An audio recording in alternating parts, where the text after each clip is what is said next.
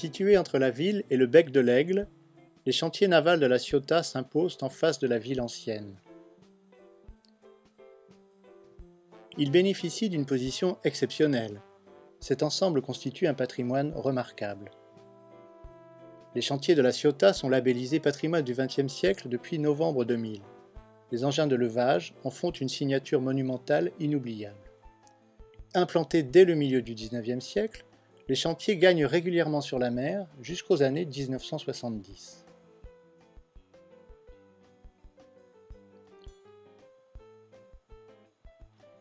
Les années 1950 et 1960 constituent un des temps forts du développement des chantiers. L'accroissement spectaculaire de la taille des navires oblige l'entreprise à s'étendre en réorganisant l'ensemble de la production.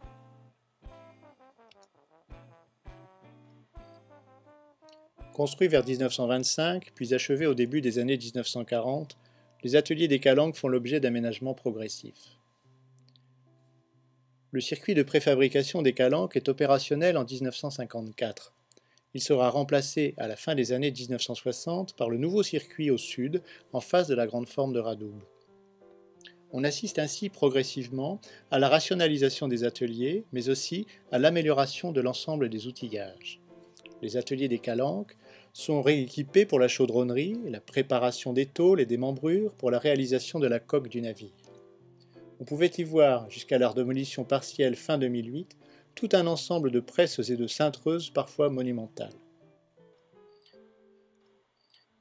Septembre 2008. La cintreuse à membrure de la nef 1 est ferraillée lors de la démolition partielle des ateliers des Calanques dans le cadre du projet de restructuration et de réhabilitation du site. Les membrures constituent traditionnellement l'ensemble des couples de construction d'un navire. Elles sont le squelette sur lequel sera fixé le revêtement extérieur pour former la coque. Elles sont indispensables à la résistance d'ensemble. Les membrures sont disposées les unes dans le sens longitudinal, les autres dans le sens transversal.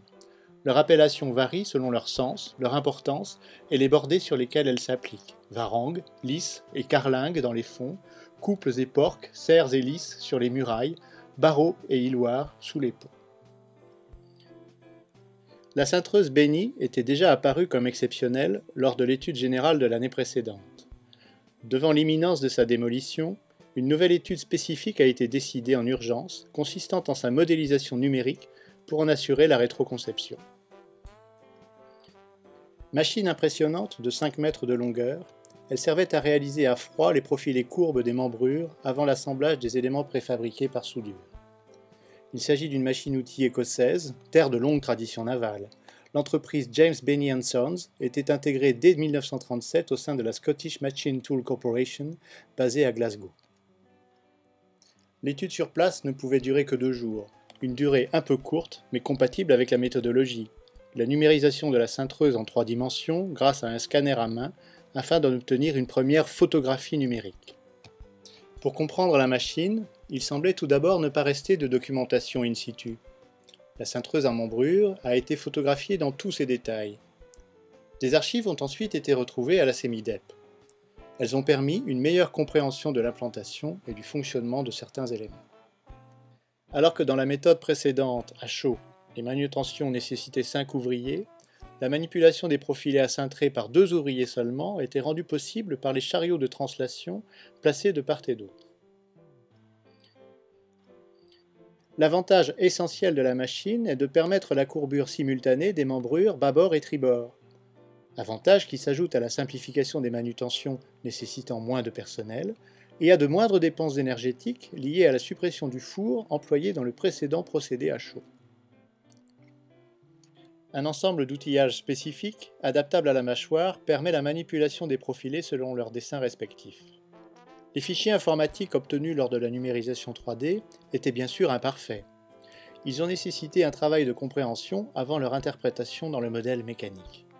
L'analyse documentaire, menée en parallèle, a grandement facilité la modélisation de la machine. L'utilisation des outils numériques de conception de l'ingénierie contemporaine permet la compréhension interne de la machine. Chaque pièce interprétable a été isolée et dessinée grâce aux cotes précises données par la numérisation.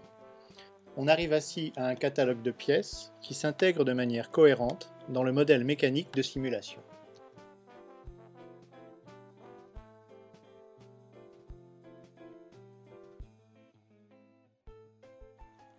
L'objet virtuel est la visualisation en situation d'usage d'une machine disparue dans son fonctionnement dynamique et mécanique.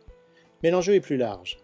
De la présentation des besoins qui ont suscité l'installation et la mise en marche de la machine jusqu'à la démolition et à sa sauvegarde, l'analyse de son fonctionnement peut désormais être placée dans un déroulement plus global qui peut se décliner dans l'histoire générale des chantiers.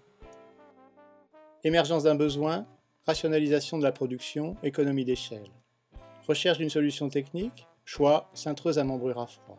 Réalisation, achat en Écosse, installation dans les ateliers des Calanques. Utilisation, réalisation des membrures par paire tribord-bâbord en passant de 5 à 2 ouvriers. Obsolescence, nouveau circuit, fermeture des chantiers en 1987, les Calanques ne sont pas touchés par leur naissance des chantiers après 1995. Destruction, destruction. Trace, mémoire, la démolition complète rend nécessaire l'enregistrement archéologique virtuel.